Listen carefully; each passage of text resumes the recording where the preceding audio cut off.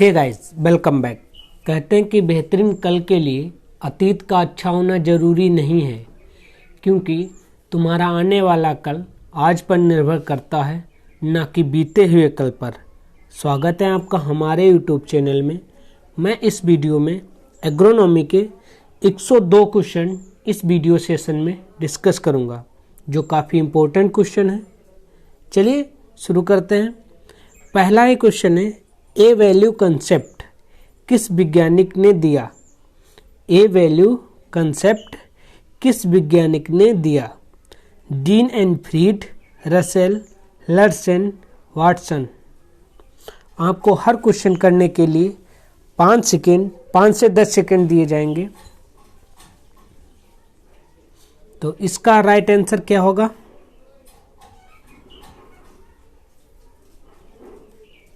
Option A, Dean and Freed ने A value concept दिया और रसेल ने ई वैल्यू कंसेप्ट दिया। रसेल ने कौन सा दिया?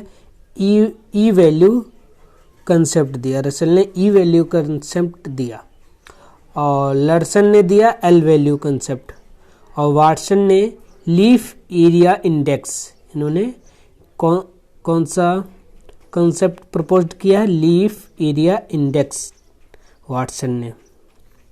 तो इस क्वेश्चन का जो राइट आंसर है वो ऑप्शन ए है। A value concept Dean and Freed ने दिया और रसेल ने कौन दिया? ई वैल्यू और लर्सन ने एल वैल्यू और वाटसन ने लीफ एरिया इंडेक्स। चलिए नेक्स्ट क्वेश्चन पे चलते हैं। ड्रिप इरिगेशन किस वैज्ञानिक से संबंधित है?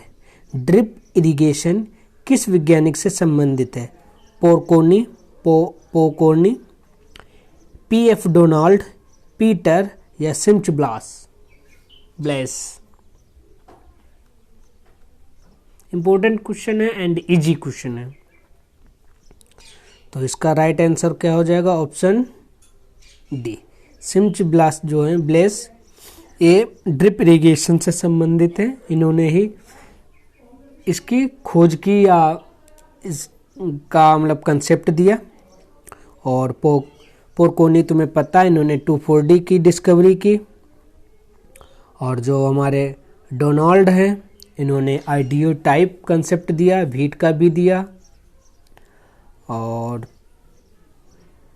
पीएफ डोनाल्ड हो गए, सिम्च हो गए। चलिए नेक्स्ट क्वेश्चन पे चलते हैं। नेक्स्ट क्वेश्चन है हमारा, father of soil testing technique. Soil testing technique यानी सॉइल टेस्टिंग टेक्निक के जनक कौन है? डोकुचेव, ट्रिपलेट, एमेल्ट्रोग या विलकॉक्स।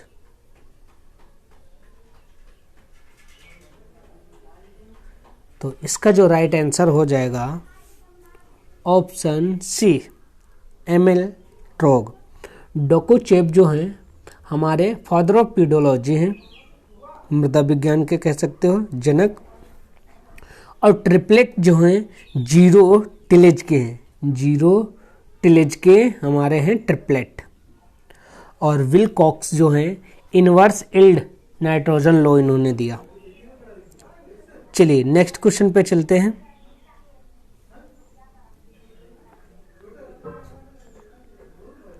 वेजिटेशन के आधार पर जलवायु का वर्गीकरण किस वैज्ञानिक ने दिया? वेजिटेशन के आधार पर बताना है, based on vegetation. Important question है। वेजिटेशन के आधार पर किस वैज्ञानिक ने जलवायु का वर्गीकरण किया था? इंपॉर्टेंट क्वेश्चन है।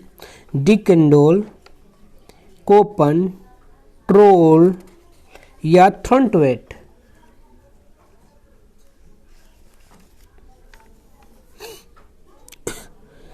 तो इसका जो राइट आंसर हो जाएगा ऑप्शन डी कैंडोल। जो डी कैंडोल हैं इन्होंने वेजिटेशन के आधार पर जलवायु का वर्गीकरण किया था और कोपन ने वेदर एलिमेंट्स के आधार पर किया था और ट्रोल ने टेम्परेचर यानी टी से टी याद रखें, ट्रोल टेम्परेचर के आधार पर ट्रोल और थॉर्नवेट ने पी यानी प्रेसिपिटेशन ऑफ इफेक्टिवनेस के आधार पर दिया था थॉर्नवेट ने, और कोपन ने दिया था वेदर एलिमेंट्स पे, और ट्रोल ने दिया था टेम्परेचर एंड ह्यूमिड मंथ के, और थॉर्नवेट ने किसके आधार पर दिया था प्रेसिपिटेशन ऑफ इफेक्टिवनेस यानी वर्षा के आधार पर दिया था। चलिए नेक्स्ट क्वेश्चन पे चलते हैं। वर्षा की गहराई यानी डेप्थ ऑफ रेनफॉल को जोड़ने वाली समान रेखाओं को क्या कहते हैं? Isohyets, isohels, isopluvial, isotope. Important question है।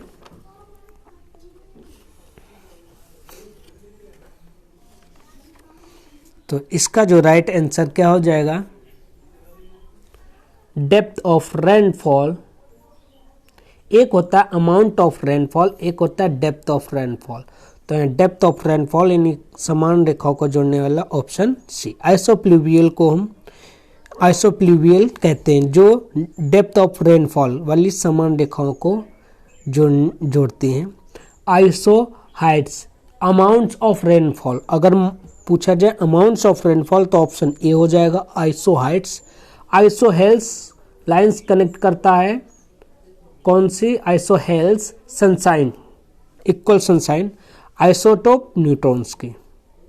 चलिए नेक्स्ट एंड इंपॉर्टेंट क्वेश्चन है, specific gravity of soil. Specific gravity of soil किस यंत्र से मापते हैं?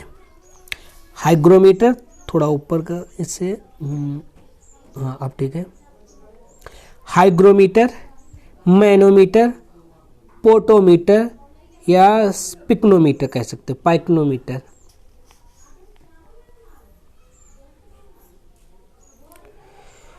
तो इसका जो राइट आंसर है ऑप्शन डी, हाइग्रोमीटर, जो आर्द्रता नापता है, रिलेटिव ह्यूमिडिटी। हाइग्रोमीटर ऑप्शन जो ए है रिलेटिव ह्यूमिडिटी। मैनोमीटर हमें पता है रूट प्रेशर, ये रूट प्रेशर मैनोमीटर। और पोटोमीटर भी पता है ट्रांसपिरेशन, ट्रांसपिरेशन मापने का कार्य कौन करता है? पोटोमीटर करता है। और एक होता पोटोमीटर, एक होता पोरोमीटर। और पोरोमीटर वो स्टोमेटल बिहेवियर यानी स्टोमेटा से संबंधित वह यंत्र होता है पोरोमीटर। और पोटोमीटर होता है transpiration. Pycnometer specific gravity of soil, manometer root pressure हो जाएगा, हाइग्रोमीटर रिलेटिव ह्यूमिडिटी। चलिए नेक्स्ट क्वेश्चन पे चलते हैं। सबसे अधिक सिंचित क्षेत्र, सबसे अधिक शुद्ध बोया गया क्षेत्र किस जोन में आता है? ये हमारे एग्रोक्लाइमेटिक जोन्स हैं, इसमें से आपको बताना है कि किस जोन में सबसे अधिक सिंचित क्षेत्र, सबसे अधिक शुद्ध बोया गया क्षेत्र किस जोन में आता है? Middle Gangetic plains, lower Gangetic plain, upper Gangetic plain या ट्रांस गंगेटिक प्लेन?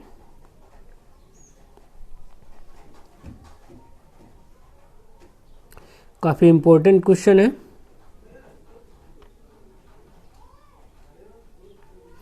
तो इसका जो राइट आंसर हो जाएगा option A, middle Gangetic plain जो है यहाँ हाईएस्ट, सबसे अधिक, नहीं ए नहीं, ऑप्शन ए नहीं, वो है मिडिल गंगेटिक प्लेन्स में सबसे अधिक ग्रोस क्रॉप्ड एरिया है और क्रॉपिंग इंटेंसिटी सबसे अधिक है।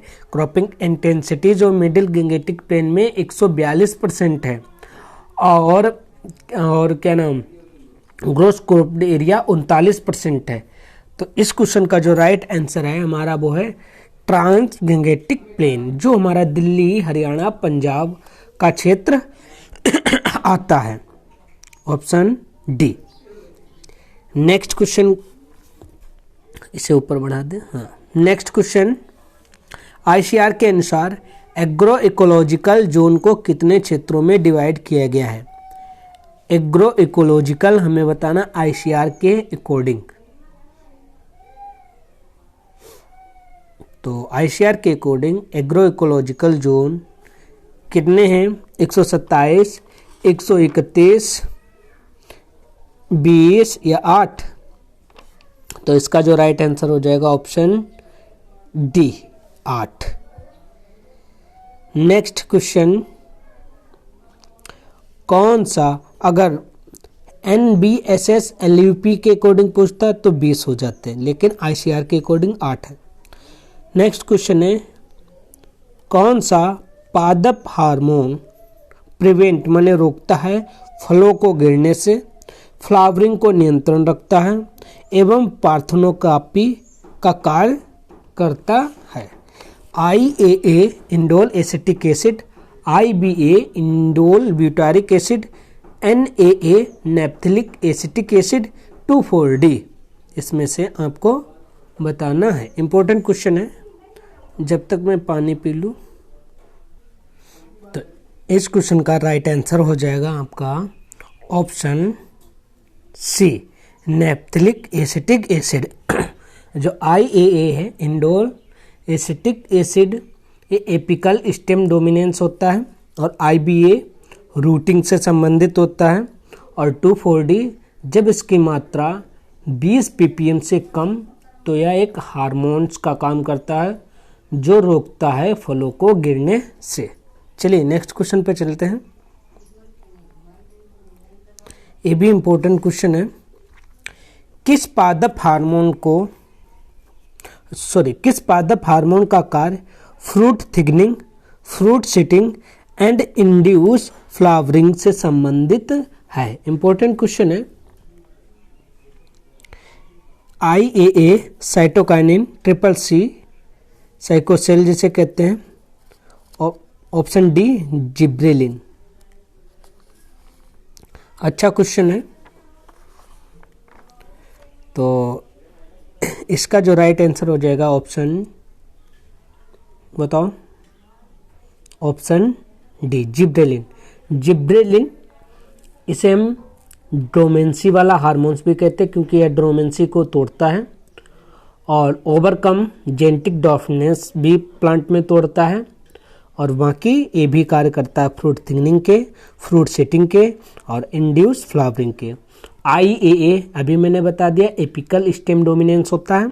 साइटोकाइनिन, इसे एंटीजेब्रेलिन कहते हैं, और जो CCC जो होता है, सॉरी, साइटोकाइनिन को हम एंटीजेब्रेलिन नहीं कहते। ABA को, एब्सिसिक एसिड को हम एंटीजेब्रेलिन हार्मोन कहते हैं, और जो साइटोकाइनिन होता है, ये स्टोमेटा को ओपनिंग में प्रमोट करता है, और सेल डिवीजन वो भी माइटोसिस में ये प्रमोट करता है, और जीर्णता, एजिंग इफेक्ट को भी ये डिले करता है, प्रिवेंट करता है, रोकता है साइटोकाइनिन। और CCC के बारे में आपको पता होगा, यह जड़ की ज़्यादा वृद्धि करता है।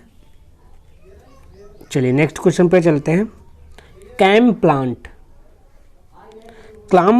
प्लांट में पहला स्थायी उत्पाद यानी फर्स्ट स्टेबल प्रोडक्ट क्या होता है? PGA, ऑक्जेलिक एसिड या मैलिक एसिड?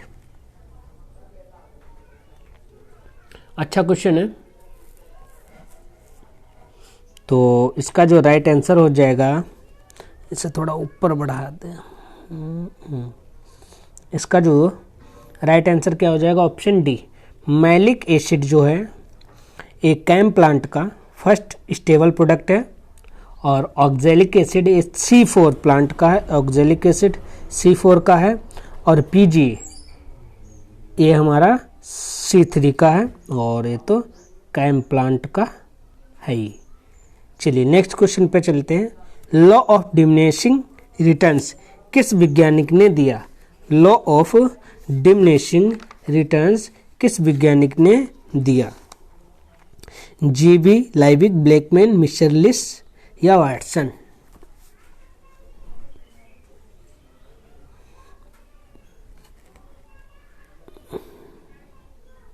तो इसका राइट आंसर क्या हो जाएगा? Law of diminishing returns, option C, Mitscherlich. और JB लाइविंग, इन्होंने मिनिमम इन्हें एजी केमिस्ट्री के जनक भी कहते हैं, जीवी लाइबिक को। और ए लॉ ऑफ मिनिमम इन्होंने ही दिया। ब्लैकमैन ने दिया है law of optimum and limiting factor का। और वाटसन ने लीफ एरिया इंडेक्स का कंसेप्ट दिया है। चलिए नेक्स्ट क्वेश्चन पे चलते हैं। हार्वेस्ट इंडेक्स किस वैज्ञानिक ने दिया? हार्वेस्ट इंडेक्स किस वैज्ञानिक ने दिया? तो इसका जो राइट आंसर हो जाएगा हार्वेस्ट इंडेक्स का ऑप्शन बी, डोनाल्ड। और नीची पोरविच नाम है उनका, उन्होंने इसे कोफिशिएंट ऑफ इफेक्टिवनेस भी कहा है हार्वेस्ट इंडेक्स को। और विलकॉक्स और वाटसन तो भी हो गया, और ब्लैकमैन। नेक्स्ट क्वेश्चन है, इंपॉर्टेंट क्वेश्चन है, सबसे अधिक हार्वेस्ट इंडेक्स किस फसल का है? हार्वेस्ट इंडेक्स क्या होता है? इकोनॉमिक यील्ड बटे बायोलॉजिकल यील्ड, यानी बायोलॉजिकल यील्ड क्या हो जाएगी? Grain plus straw into 100। तो सबसे अधिक हार्वेस्ट इंडेक्स किस फसल का है? अरहर, मक्का, जौ, आलू। तो इसका जो राइट आंसर हो जाएगा ऑप्शन ए, अरहर का सबसे अधिक, सॉरी आलू का सबसे अधिक और अरहर का सबसे कम। आलू का सबसे अधिक हार्वेस्ट इंडेक्स है और अरहर का सबसे कम। नेक्स्ट क्वेश्चन है, पावर टिलर भारत में कब आया था? पावर टिलर भारत में कब आया था? कब इंट्रोड्यूस्ड हुआ था? 1920, 1947, 1963 या 1930?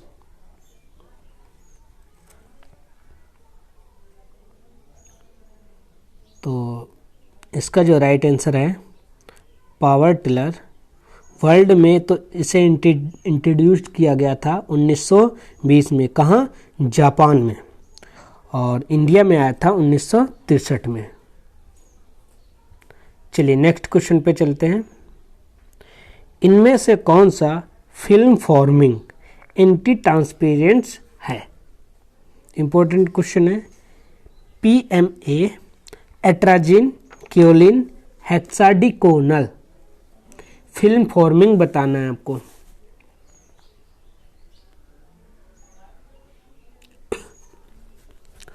तो इसका जो राइट आंसर हो जाएगा ऑप्शन डी, हेक्साडिकोनल जो है फिल्म फॉर्मिंग है। और भी कुछ है फिल्म फॉर्मिंग, जैसे Mobileaf, hexadecanol, silicone, oil, wax. ठीक है, ये सारे हमारे क्या हैं? ये फिल्म फॉर्मिंग है। और जो हमारा PMA और एट्राजिन है ये स्टोमेटा क्लोजिंग टाइप है, और क्योलिन है जो रिफ्लेक्टिंग टाइप है। चलिए नेक्स्ट क्वेश्चन पे चलते हैं। इंपॉर्टेंट क्वेश्चन है, इनमें से किस फसल में इपीजियल जर्मिनेशन पाया जाता है? इपीजियल जर्मिनेशन पाया जाता है। जर्मिनेशन 3 टाइप का भी होता है, इपीजियल, हाइपोजियल, और एक होता है बीबी पेरी, जो हमारा देखा जाता है जैसे कद्दू, जो फल के ही अंदर जो बीज है ग्रो हो जाए।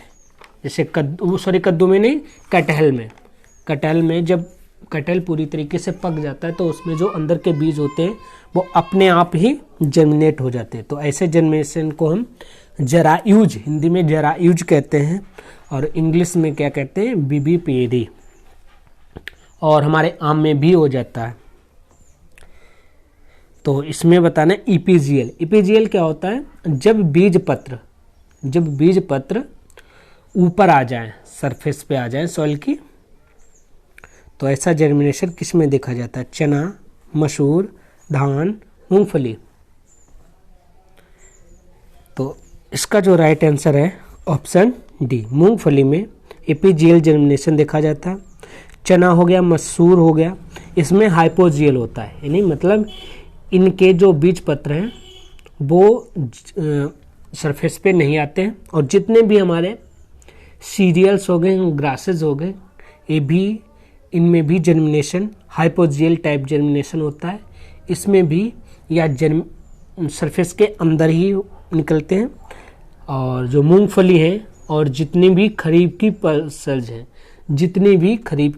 पल्सेज हैं और सिर्फ अरहर को छोड़कर बाकी जितनी भी है उनमें इपीजियल टाइप का होता है जितना भी, और हाइपोजियल जितनी भी रबी की फसलें हैं, रबी की जितनी भी दालें हैं फ्रेंच बीन को छोड़कर, और इसमें रबी की जितनी भी दालें हैं और हमारे सीरियल्स हो गए और ग्रासेस हो गए, इनमें सब में हाइपोजियल टाइप का जर्मिनेशन पाया जाता है।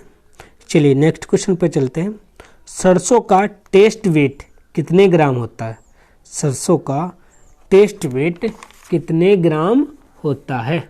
मस्टर्ड का आपको बताना है। 5 से 6 ग्राम या 0.05 से 1.2 ग्राम, 3 से 5 ग्राम या 15 ग्राम।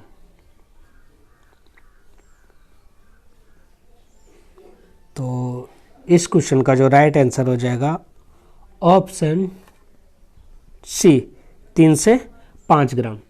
बाजरा में 5 से 6 ग्राम, बाजरा में 5 से 6 ग्राम। और अगर पूछा जाए तंबाकू में होता है 0.05 से 1.2 ग्राम। चलिए नेक्स्ट क्वेश्चन पे चलते हैं। हाइब्रिड मेज का बीज अंकुरण कितने प्रतिशत होता है? जर्मिनेशन परसेंट भी पूछ सकते हैं। FO 2020 में पूछा गया था गेहूं का जर्मिनेशन प्रतिशत कितना होता है? तो गेहूं का जर्मिनेशन प्रतिशत कितना होता है? 85% होता है। लेकिन इस क्वेश्चन में पूछा गया है हाइब्रिड मेज। 2 तरीके की मेज होती है, एक कंपोजिट एक हाइब्रिड। तो यहाँ हाइब्रिड मेज का जर्मिनेशन प्रतिशत आपको बताना है। 90%, 80% या 70% या 60%।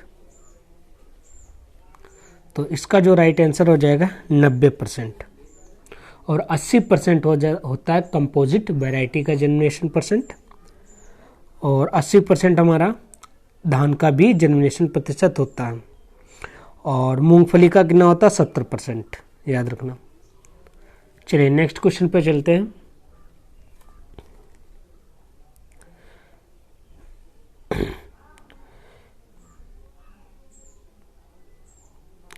नेक्स्ट क्वेश्चन है फाउंडेशन सीड के लिए सरसों में आइसोलेशन डिस्टेंस कितनी होनी चाहिए?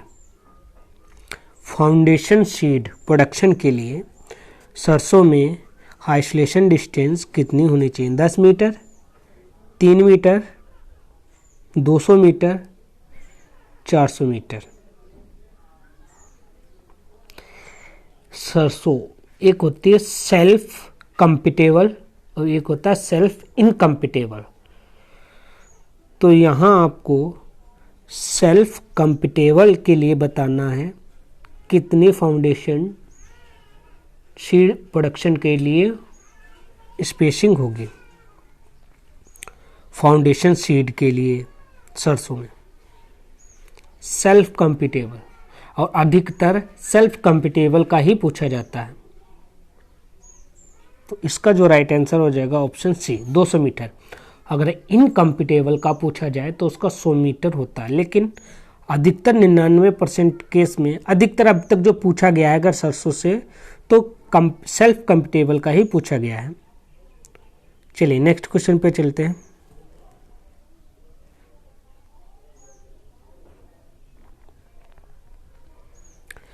भूमि के क्षेत्र में एक साल में एक फसल लगाने को क्या कहते हैं? भूमि के क्षेत्र में एक साल में एक फसल लगाने को क्या कहते हैं? मोनोकल्चर, मोनोक्रॉपिंग या रिले क्रॉपिंग? इंपॉर्टेंट क्वेश्चन है जिसमें आप शायद 2 ऑप्शन में थोड़ा कंफ्यूज होंगे, मोनोक्रॉपिंग या मोनोकल्चर। चलो इन्हीं में से एक है, रिले क्रॉपिंग तो है नहीं। भूमि के क्षेत्र में एक साल में एक फसल लगाना, एक साल में एक फसल लगाने को हम क्या कहते हैं? मोनोक्रॉपिंग या मोनोकल्चर? तो इसका क्या आंसर हो जाएगा ऑप्शन बी, मोनोक्रॉपिंग कहते हैं। और मोनोकल्चर क्या होता है कि हम मोनोक्रॉपिंग जैसे एक साल में हमने धान ही ग्रो किया, यानी एक खेत में सिर्फ धान ही ग्रो किया, या और उसमें हमने कुछ भी नहीं लगाया, तो ऐसे को क्या कहते हैं, मोनो क्रॉपिंग कहते हैं।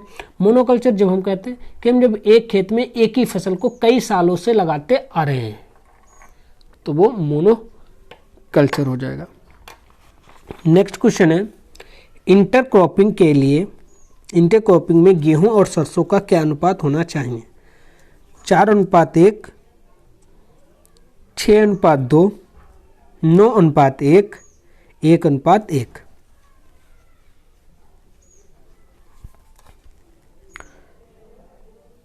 तो इसका जो राइट आंसर क्या हो जाएगा, व्हीट और मस्टर्ड के लिए हमें चाहिए 9:1, 9:1। चलिए नेक्स्ट क्वेश्चन पे चलते हैं।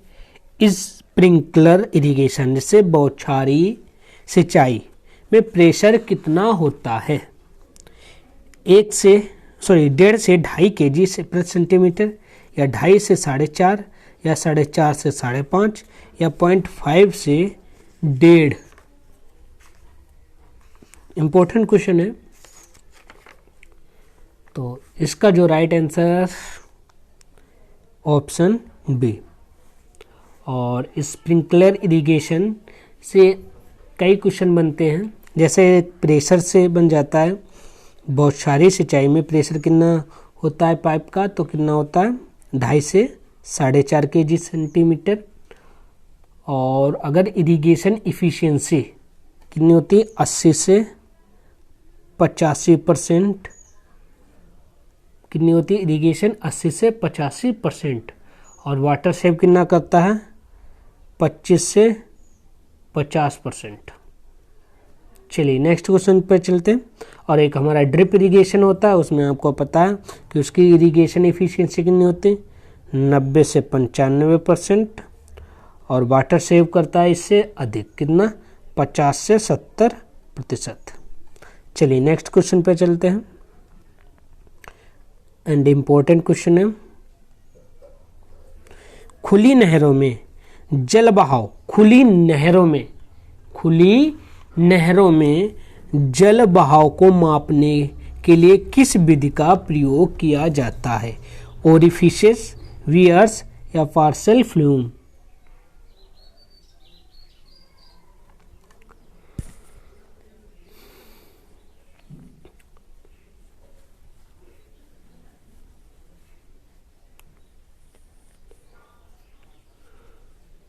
तो इसका जो राइट आंसर हो जाएगा ऑप्शन सी, पार्सल फ्लूम, खुली नहरों में। और ओरिफिस जो होती, छोटी छोटी जो नालियाँ होती, उनमें पानी नापने की विधि होती है। और बियर्स जो होता है, ये भी छोटी छोटी नालियों को, डिस्चार्ज को, चैनल, यानी खुली जो नहरें होती हैं उन्हें नापने का, छोटी, यहाँ खुली नहरें बड़ी होती हैं और बियर्स में छोटी होती है। और बी नोच जो होता है, बी नोच यानी 90 अंश बी नोच, इसे हम यूज करते हैं जब फार्म पर, अपने फार्म पर पानी के बहाव को नापते हैं, तो हम इस विधि का यूज करते हैं। लेकिन खुली नहरों के जल बहाव को नापने के लिए हम पार्सल फ्लूम का यूज करते हैं। नेक्स्ट क्वेश्चन है, प्रतिदिन पानी की, प्रतिदिन हमें बताना है, प्रतिदिन पानी की आवश्यकता किस फसल की सबसे अधिक होती है? पर डे बताना है किस फसल की सबसे अधिक आवश्यकता होती है। Sugar cane, rice, maize, wheat? Sugar cane, rice, maize, wheat? तो इसका जो राइट आंसर हो जाएगा ऑप्शन बी, राइस, पर डे। अगर टोटल वाटर रिक्वायरमेंट पूछा जाए तो टोटल वाटर रिक्वायरमेंट हमें पता है शुगर केन हो जाएगा। लेकिन अगर पर डे के हिसाब से पूछा जाए तो पर डे के हिसाब से हमारा राइस हो जाएगा। अच्छा, राइस की वाटर रिक्वायरमेंट कितनी होती है? 900 से 2500 मिलीमीटर, या 90 से 250 सेंटीमीटर। और शुगर केन की बताओ, वो भी 250 से तक जाती है, लेकिन वो 150 से 250। और मेज की 500 से 80, और व्हीट की 45 से 65 सेंटीमीटर में जाना है।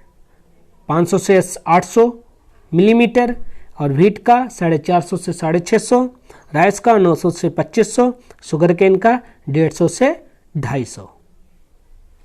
चलिए नेक्स्ट क्वेश्चन पे चलते हैं। इनमें से सबसे अधिक वाटर यूज इफिशियंसी किस फसल की है? सबसे अधिक, अगर इनमें ऑप्शन में होता है फिंगर मिलेट तो उसी की हो जाती है वाटर यूज इफिशियंसी।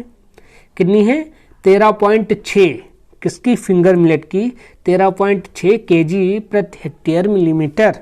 लेकिन हमें इन ऑप्शन में से ही बताना है किसकी सबसे अधिक वाटर यूज इफिशियंसी है।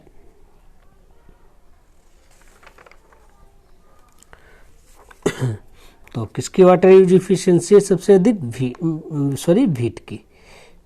व्हीट की कितनी है? 12.6। राइस की कितनी है? 3.7। मेज की 8 और ग्राउंडनट की कितनी है? 9.20। चलिए नेक्स्ट क्वेश्चन पे चलते हैं एंड इंपॉर्टेंट क्वेश्चन है। फसल की पहली सिंचाई को क्या कहते हैं? पैक्लो, बेस पीरियड, कोर वाटरिंग।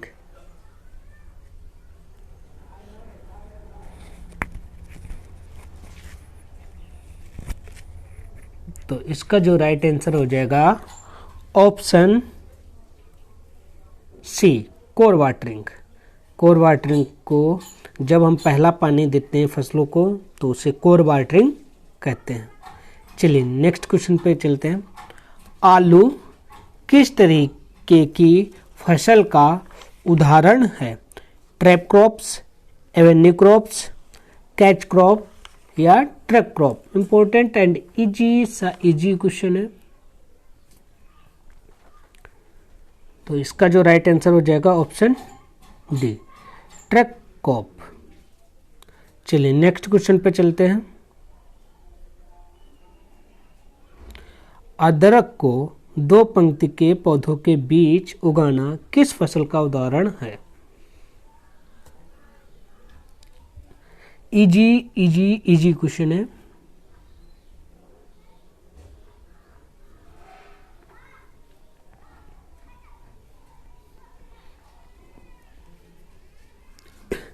इस क्वेश्चन का जो राइट आंसर हो जाएगा एले क्रॉप्स। एले क्रॉप्स 2 पौधों के मध्य में उगाई गई फसलों को कहते हैं। और गार्ड क्रॉप्स खेत के चारों तरफ उगाई गई फसलों को हम गार्ड क्रॉप कहते हैं, जो विंड की स्पीड को रिस्ट्रिक्ट कर देती हैं और एनिमल्स से भी प्रोटेक्ट करती हैं। नर्स क्रॉप्स हम संरक्षण वाली क्रॉप्स को कहते हैं। और स्मूदर क्रॉप्स जो सप्रेस कर दे, यानी किन्हें सप्रेस कर दे? बीड को, बीड की एबिलिटी को सप्रेस कर दे, जैसे काउपी हो गए, उड़द हो गए, मूंग हो गए। ऐसे क्रॉप्स को हम स्मूदर क्रॉप्स कहते हैं। नेक्स्ट, बाजरा का उत्पत्ति स्थान कहाँ है? बाजरा का उत्पत्ति स्थान कहाँ है? India, Mexico, China, Africa?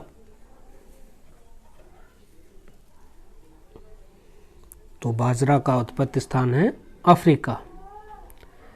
चलिए नेक्स्ट क्वेश्चन पे चलते हैं। एक दाल वाली मटर होती है, एक सब्जी वाली मटर होती है। तो यहाँ बताना कि दाल वाली मटर में कितने प्रतिशत प्रोटीन पाई जाती है? 25%, 23%, 22% या 40%?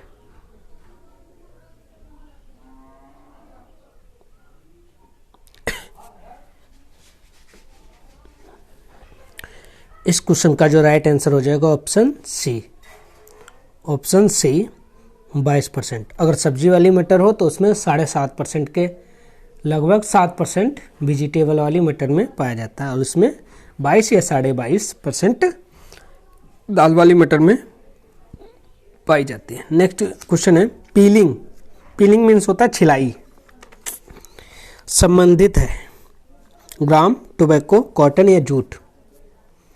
मैंने शायद आंसर भी बता दिया अगर समझ सके हो तो। ग्राम, टोबैको, कॉटन या जूट? तो इसका हो जाएगा ऑप्शन जूट। चलिए नेक्स्ट क्वेश्चन पे। मक्का की उत्पादकता किस राज्य में सबसे अधिक है? मैंने प्रोडक्शन, टोटल प्रोडक्शन नहीं पूछा है, बस यही पूछा है आपको प्रोडक्टिविटी बताना है कि किस राज्य में सबसे अधिक है मेज की। आंध्र प्रदेश, बिहार, यूपी, कर्नाटका। तो इसका राइट आंसर हो जाएगा ऑप्शन ए। कर्नाटका में एरिया भी और प्रोडक्शन भी अधिक है, लेकिन प्रोडक्टिविटी आंध्र प्रदेश में है। नेक्स्ट, डलुआ उड़ीसा में कहते हैं, बोरो वेस्ट बंगाल में कहते हैं, और यह एक स्प्रिंग राइस है। तो धान की बुवाई कब की जाती है? मई जून, जून जुलाई, नवंबर दिसंबर। बुवाई कब की जाती है?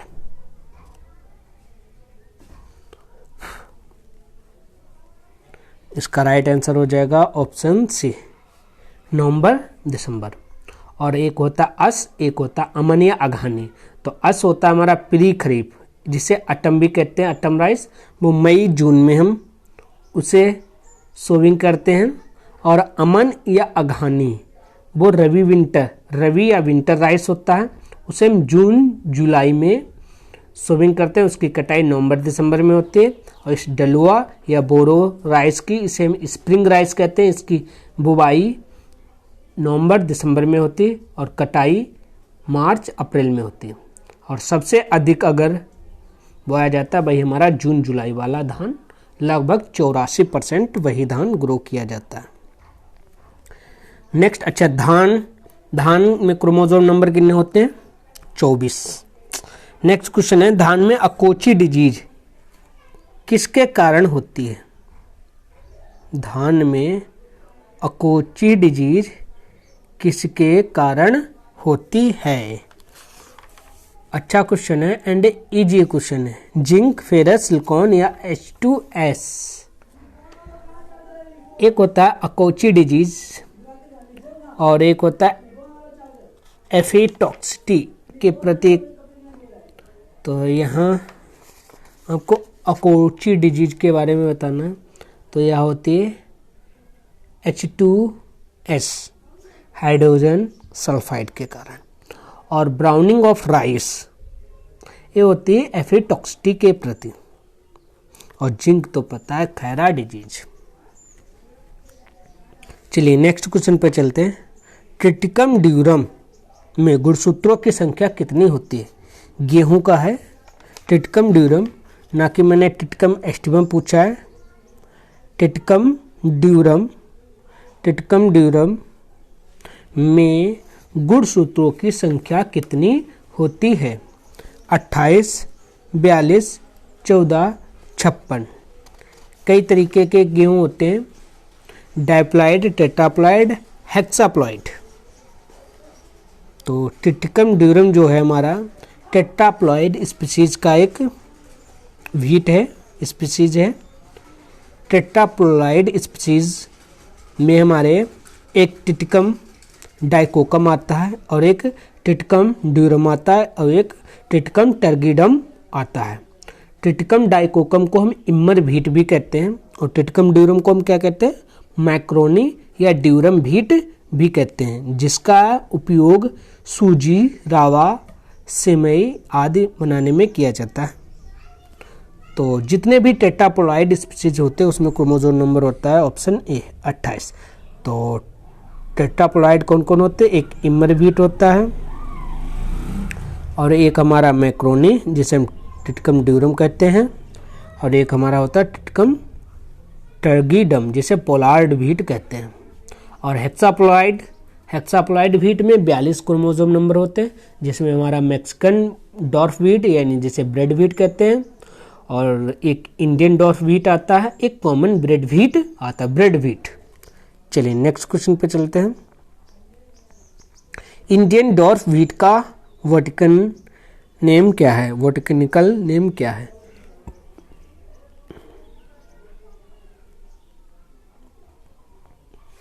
Triticum aestivum, Triticum dicoccum, Triticum durum, Triticum सेफ्रोकोकम।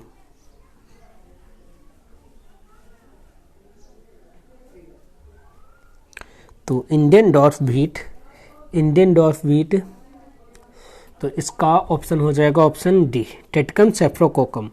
और टेटकम ड्यूरम अभी मैंने बता दिया, मैक्रोनी या ड्यूरम व्हीट को कहते हैं, और डाइकोकम इमर व्हीट को कहते हैं जो सिर्फ 1% ग्रो किया जाता है, और जो मैक्रोनी व्हीट है टेटकम ड्यूरम ये 12% ग्रो किया जाता है या 1%, और टेटकम स्टिबम हमें पता है। कॉमन ब्रेड व्हीट या मैक्सिकन डॉर्फ व्हीट यह हमारा कितने परसेंट ग्रो किया जाता है, सबसे अधिक 87% यही ग्रो किया जाता है।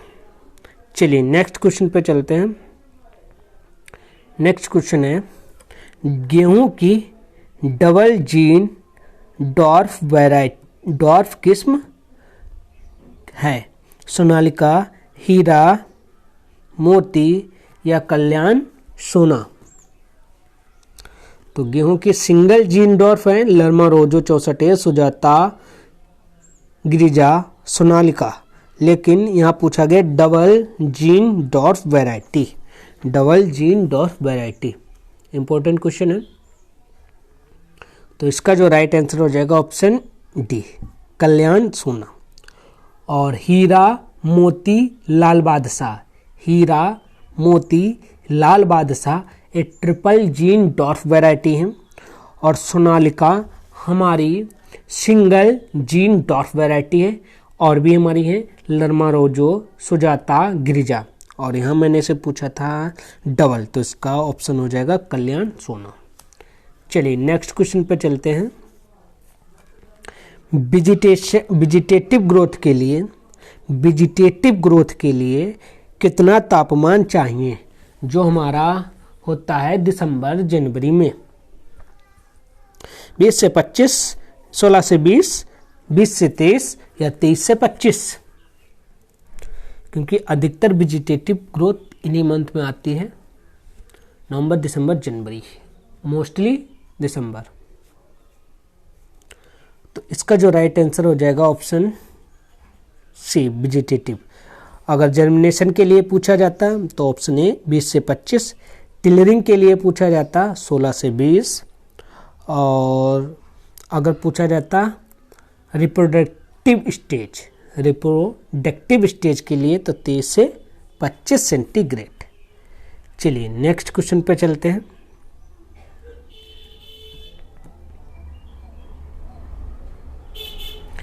गेहूं में पुष्पन अवस्था बुवाई के कितने दिन बाद आती है?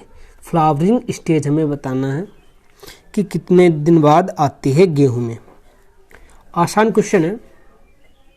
60 से 65, 100 से 105 दिन, 40 से 45 दिन और 80 से 85 दिन। टोटल अगर क्रॉपिंग की बात की जाए तो लगभग 115 से 120 दिन में हमारी फसल पककर तैयार हो जाती है गेहूं की। लेकिन यहाँ पूछा गया है फ्लावरिंग के समय अवस्था कितने दिन बाद आती है, तो इसका राइट आंसर आसान क्वेश्चन है 80 से 85। एक होता है पहला तो हमारा क्राउन रूट इनिशिएशन होता है जिसे हम CRI कहते हैं, वो 21 दिन बाद आती है अवस्था।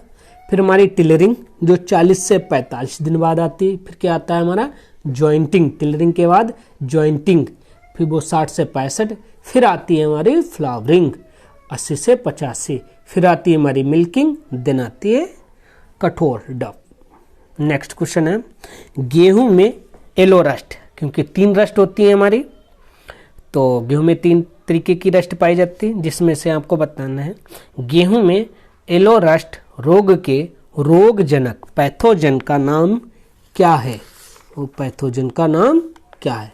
कौन कौन सी रस्ट होती है? एक ब्राउन होती है, एक येलो होती है और एक हमारी होती है ब्लैक। तो इसमें से आपको बताना है गेहूं में येलो रस्ट का पैथोजन का नाम। तो येलो अगर पूछ लिया जाए तो थोड़ा हो सकता है, लेकिन अगर पूछ लिया जाए, क्योंकि येलो रस्ट को हम स्ट्रिप यानी स्ट्रिप या स्ट्रिप रस्ट भी कहते हैं, स्ट्रिप रस्ट या येलो रस्ट भी कहते हैं, तो उसका स्ट्रिप से ही स्ट्री फॉर्मिस याद रखना, स्ट्री फॉर्मिस। तो इसका राइट आंसर हो जाएगा ऑप्शन बी। और पक्सिनिया रिकॉन्डिटा ब्राउन या लीफ स्पॉट को कहते हैं, और पक्सिनिया ग्रेमिनीज ब्लैक को कहते हैं, जिसे व्हीट की किलर डिजीज भी कहते हैं। व्हीट की किलर डिजीज भी कहते हैं पक्सिनिया ग्रेमिनीज को? ब्लैक रस्ट या स्टेम रस्ट? चलिए नेक्स्ट क्वेश्चन पे चलते हैं। गेहूं में कर्नाल वंट रोग के पैथोजन का या रोग कारक का नाम क्या है? अस्टिलिगो ट्राइटिसी, टिलिशिया ट्राइटिसी, टिलिशिया इंडिका या ब्लोमेरिया ग्रेमिनीज? कर्नाल वंट का जो नया सिनोनिम्स भी कह सकते हैं, जिसे न्यू बोशिया इंडिका भी कहते हैं, न्यू बोशिया इंडिका। तो इस क्वेश्चन का जो राइट आंसर हो जाएगा ऑप्शन सी, टिलिशिया इंडिका। और जो अस्टिलिगो ट्राइटिसी है, ये लूज स्मेट, जो गेहूं का loose smut internally seed borne disease है, उसका पैथोजन का नाम है अस्टिलिगो ट्राइटिसी। और टिलिशिया ट्राइटिसी हम कहते हैं जो हमारी कवर्ड या हिल वंट जो होता है उसे। चलिए नेक्स्ट, और ब्लोमेरिया ग्रेमिनीज, ये तो आपको पता होगा, पाउडरी मिल्ड्यू। चलिए नेक्स्ट क्वेश्चन पे चलते हैं। गेहूं में एयर कोकल इंपॉर्टेंट है। गेहूं में एयर कोकल जो एक निमोटोड डिजीज है, जिसे गेला सेहू डिजीज के नाम से भी जानते हैं, उसके पैथोजन का नाम क्या है? हेट्रोडेरा एवेनी, इंग्यूना टाइटिसी, अस्टिलिगो ट्राइटिसी? गेहूं में एयर कोकल या गेला सेहू डिजीज के रोग कारक का नाम क्या है? इजी क्वेश्चन है। तो इसका जो राइट आंसर हो जाएगा एंग्यूनिया टाइटिसी।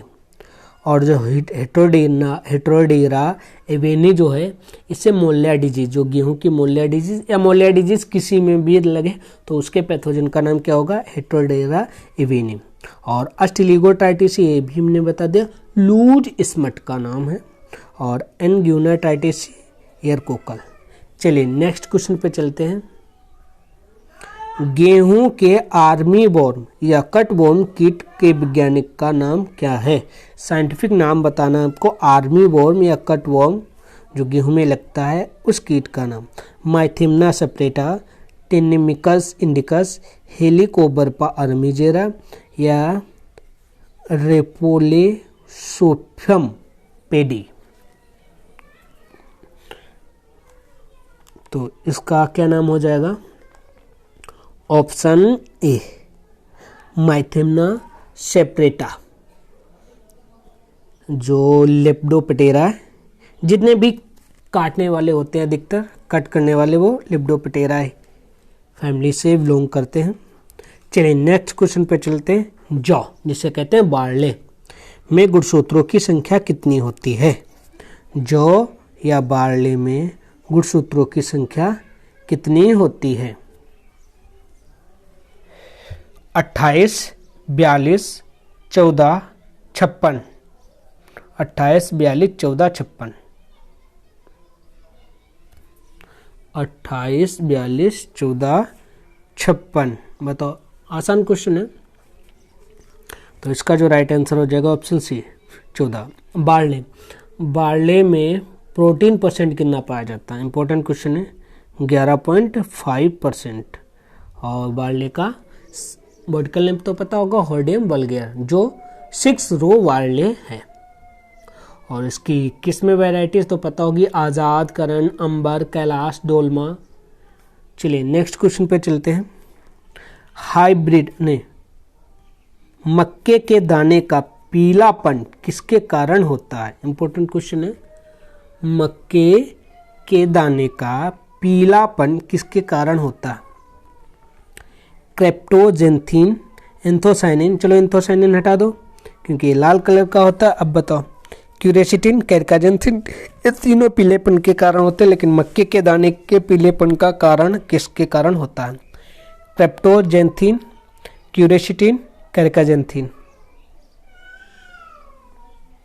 तो इसका जो राइट आंसर हो जाएगा ऑप्शन ए, क्यूरेसिटिन पीलेपन का, प्याज का, और कैरकाजेंथिन पपाया। चलिए नेक्स्ट क्वेश्चन पे चलते हैं। हाइब्रिड मेज की बीज दर कितनी होती है? हाइब्रिड मेज की बीज दर कितनी होती है? तो इसका राइट आंसर क्या हो जाएगा? 18 से 20, 20 से 25, 25 से 30 या 45 से 50। और ये चारों मक्के की सीड रेट से ही संबंधित ऑप्शन है। तो इसका जो राइट आंसर हो जाएगा ऑप्शन बी, 20 से 25 केजी प्रति हेक्टेयर। 18 से 20 हो जाएगा हमारा कंपोजिट का, और 25 से 30 अगर हम विंटर में मक्का ग्रो कर रहे हैं तब, अगर हम फोडर पर्पज के लिए है तो 45 से 50 भी। और एक फोडर पर्पज के लिए आई थिंक एफओ में एक बार पूछा जा चुका है एग्जाम में। और हाइब्रिड में से एक और क्वेश्चन बनता है, एक तो पूछा जाता है इंडियन मेज का साइंटिफिक नेम जो जियामेज इंडोरेटा है, और एक पॉपकॉर्न का पूछा जाता है जो जियामेज एवर्टा है। चलिए नेक्स्ट क्वेश्चन पे चलते हैं। इस वीडियो सेशन में हम 85 क्वेश्चन रखेंगे। फिलहाल है तो इसमें 102, लेकिन वीडियो लंबा हो जाएगा, इसलिए मैं इसमें सिर्फ हम आज 85 क्वेश्चन रखेंगे। नेक्स्ट क्वेश्चन है बाजरा, जिसमें गुणसूत्र संख्या कितने होते हैं? इसमें भी 14 होते, के स्मट रोग के रोग कारक का नाम क्या है? बाजरा में स्मट रोग के रोग कारक का नाम क्या है? बाजरा में 3 लगते हैं, एक तो स्मट, एक अर्गट और एक डाउनी मिल्ड्यू या ग्रीन ईयर डिजीज। तो यहाँ आपको स्मट, बाजरे के स्मट पैथोजन का नाम बताना है। पेनिसिटम अमेरिकानम, बाजरा का वर्टिकल नेम क्या होता है? पेनिसिटम अमेरिकानम, जिसमें सबसे ज़्यादा मिनरल पाए जाते हैं। कितने पाए जाते हैं? 2.7% कह सकते हैं। और सबसे ज़्यादा सूखा सहन करने की क्षमता होती है जितने भी हमारी सीरियल्स होते हैं उनमें।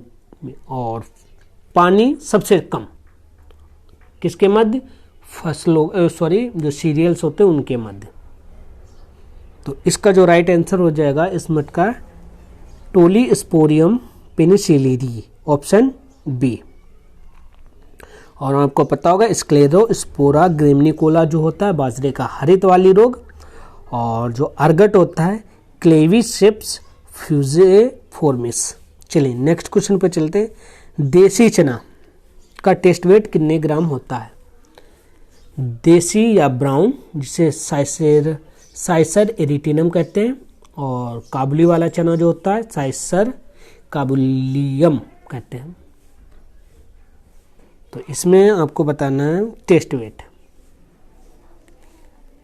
तो इसका राइट आंसर हो जाएगा ऑप्शन ए, 140 से 259 ग्राम। और जो हमारा काबुली या वाइट ग्राम होता है उसमें 260 से 450, जो ऑप्शन बी में है। चने की बुवाई के लिए उपयुक्त गहराई कितनी होनी चाहिए? इंपॉर्टेंट क्वेश्चन है। चने की बुवाई के लिए उपयुक्त गहराई कितनी होनी चाहिए? 4 से 5 सेंटीमीटर, 8 से 10 सेंटीमीटर, 5 से 6 सेंटीमीटर या 3 से 4 सेंटीमीटर। तो इसका जो राइट आंसर हो जाएगा ऑप्शन बी, 8 से 10 सेंटीमीटर। तो देसी चना की सीड रेट कितनी होती है बता दो? 60 से 80। और जो हमारा काबुली चना होता है इसकी इससे अधिक हो जाएगी, 80 से 100, 80 से 100। और स्पेसिंग कितनी रखते हैं? अधिकतर जो दलहनी फसलें होती हैं उसमें हम स्पेसिंग कितनी रखते हैं? 30x10। और मसूर में भी कितनी रखी जाती है? 30x10, 30x10 centimetre. इसी से आज के लिए हम इतने ही क्वेश्चन रखते हैं। नेक्स्ट वीडियो में 50 के आगे जो 102 मैंने बताए थे वो अगले सेशन में करेंगे। इतने क्वेश्चन में से आपने कितने क्वेश्चन किए हैं कमेंट बॉक्स में ज़रूर बताना। और वीडियो कैसी लगी उसे भी बताना। मेरे चैनल को लाइक एंड सब्सक्राइब जरूर करें। आपका वीडियो देखने के लिए धन्यवाद।